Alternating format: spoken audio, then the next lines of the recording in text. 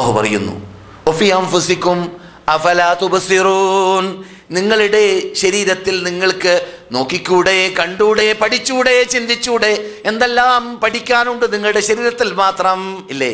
നമ്മുടെ ശരീരത്തിൽ പണ്ട് റബ്ബ് സൃഷ്ടിച്ചപ്പോൾ തന്നെ ഞാനിവിടെ പറഞ്ഞിരുന്നു, എന്ത്, ഈ മൊബൈൽ കണ്ടുപിടിച്ചത് ഈ യുഗത്തിലാണ് അല്ലേ?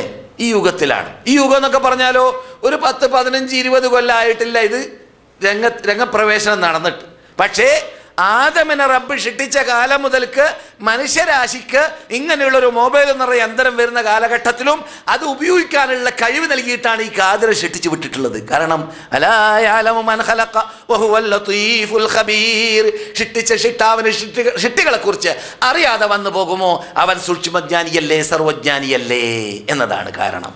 അപ്പോൾ നമുക്ക് ഇപ്പോൾ ഈ യുഗത്തിൽ കേൾക്കുന്ന ശബ്ദം നമുക്ക് നോക്കൂ, പ്ലെയിനിൽ കയറുമ്പോഴൊക്കെ പഴയ കാലഘട്ടങ്ങളൊക്കെ പറയാറുണ്ട് പഞ്ഞോടുകൂടി കയറണം എന്നൊക്കെ പറയാറുണ്ടല്ലേ.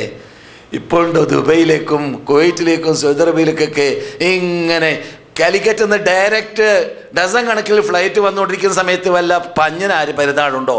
ഇല്ല.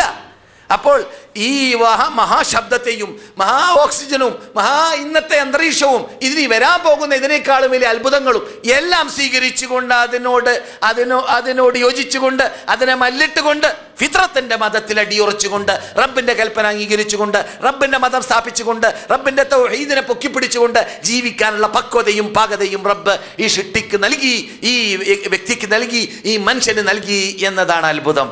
അത് കാണാൻ വേണ്ടിയാണ് റബ്ബ് പറയുന്നത്, എന്താ നോക്കുന്നില്ല നീ നിന്റെ ശരീരത്തിലേക്ക്? അഫലാ തുബ്സിറൂൻ.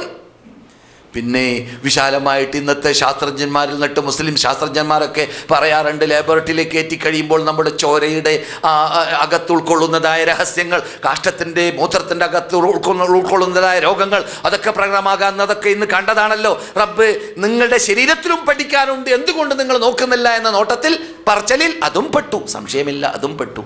ഇനിയും വരാൻ പോകുന്നുണ്ട് പെടാൻ പോകുന്ന കാര്യങ്ങൾ, ഇനിയും വരാൻ പോകുന്നുണ്ട് അതിൽ പെടാൻ പോകുന്ന, അതിൽ കടക്കാൻ പോകുന്ന കാര്യങ്ങൾ, അത്ഭുതങ്ങൾ.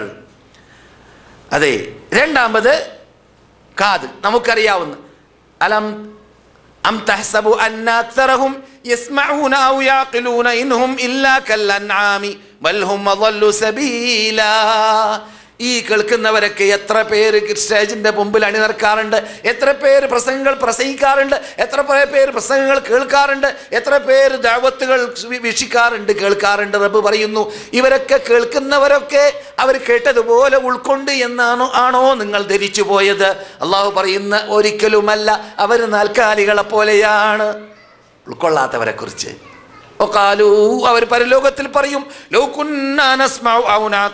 ഞങ്ങൾ കേൾക്കുന്നതൊക്കെ ചിന്തിച്ച് മനസ്സിലാക്കുകയാണെങ്കിൽ ഈ നരകവാസികളിൽ ഞങ്ങൾ പെടുകയില്ലായിരുന്നേനെ. ഞങ്ങൾ ഇങ്ങനെ വാദുകൾക്കും പ്രസംഗങ്ങൾക്കും അള്ളാഹുവിനോടല്ലാതെ വിളിച്ച് പ്രാർത്ഥിക്കാൻ പാടില്ല, ശിർക്ക് ചെയ്യാൻ പാടില്ല, വ്യഭിചരിക്കാൻ പാടില്ല, കള്ളു കുടിക്കാൻ പാടില്ല, തട്ടിപ്പ് വെട്ടിപ്പ് അനാചാരം അക്രമം ഏഷണി പരദൂഷണം പോലോത്തത് പാടില്ല എന്നീ കാര്യങ്ങളൊക്കെ കേൾക്കുമല്ലാതെ അത് എന്ത് ചെയ്യൂല, അകത്ത് കടത്തൂല. ഇക്കാതിൽ കേട്ടാൽ അക്കാതിൽ കൂടി വിട്ടുകളയുമെന്നതാണ്.